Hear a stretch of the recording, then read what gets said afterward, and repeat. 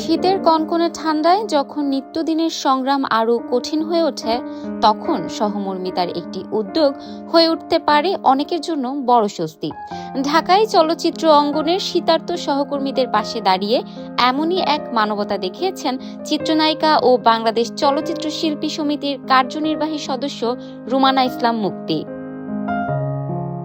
হাড় কাঁপানো শীতে কাজ কম থাকায় অনিশ্চিত আয়ের বাস্তবতায় অনেকটাই কঠিন সময় পার করছেন চলচ্চিত্র জগতের নিম্ন আয়ের শিল্পীরা। ঠিক এমন মুহূর্তে তাদের পাশে দাঁড়ালেন সহকর্মী। বাংলাদেশ চলচ্চিত্র শিল্পী সমিতির আঙিনায় মঙ্গলবার বিকেলে 2 শতাধিক শিল্পীর হাতে শীতবস্ত্র তুলে দেন চিত্রনায়িকা রুমানা ইসলাম মুক্তি। শীতবস্ত্র বিতরণের এই আয়োজনে উপস্থিত ছিলেন শিল্পী সমিতির সভাপতি মিশা সওদাগর, সহ-সাধারণ সম্পাদক আরমান, কার্যনির্বাহী সদস্য কমল পাটেকর, চুন্নু, পলি, সনি রহমান।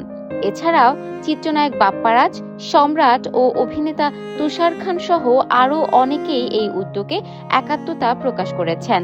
কারণ গিফট বিনিময় হচ্ছে একটা আনন্দ। আপনারা জানেন কাজের স্বীকৃতি যেমন একটা পুরস্কারের মধ্যে দেওয়া হয়, ওইটা একটা গিফট। তেমনি করছে এটা জাস্ট সিম্পলি গিফট, এটা দেখানোর কিছু না। এবং আরও অনেক কিছু স্টেপ ভালো ভালো আছে। এটা এক্সিকিউট যে কোনো একজনের মাধ্যমে হবে। শিল্পী সমিতি তো মূল এক্সিকিউটিভ মাধ্যমে সুন্দর সুন্দর আরও জিনিস আছে, পর্যায়ক্রমে ইনশাল্লাহ আপনারা পাবেন।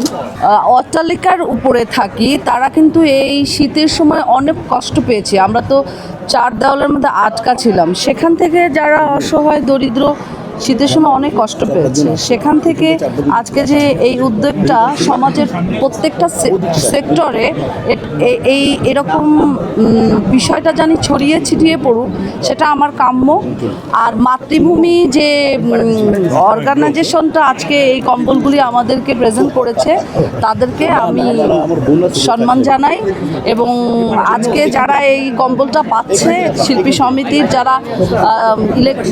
যারা শিল্পী তারাই পাবে, তো তাদের প্রতিও আমার দোয়া থাকলো।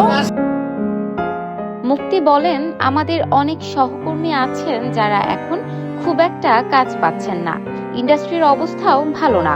এই শীতে তাদের কষ্ট হচ্ছে বলেই ব্যক্তিগতভাবে কিছু করার চেষ্টা করেছি।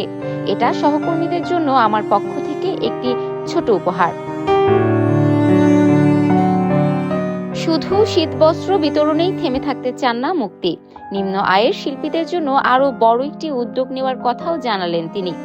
এ নিয়ে মুক্তি বলেন, নিম্ন আয়ের সহকর্মীদের জন্য একটি বড় উদ্যোগ নিয়ে কাজ করছে। সব প্রস্তুত হলে আনুষ্ঠানিকভাবে জানাবো। এটা তাদের দীর্ঘদিনের একটি দাবি। এখানেই শেষ নয়, আমি আরও আমার যে সমিতির যে আরও সদস্যরা আছেন তাদের জন্য আমি আরও অনেক প্ল্যান করে রেখেছি।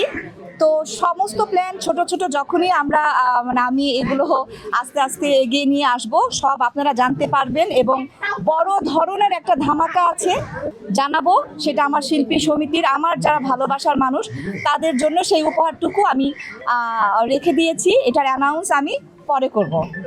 অভিনয়ের বাইরেও মানবিক কর্মকাণ্ডে সক্রিয় আছেন রুমানা ইসলাম মুক্তি।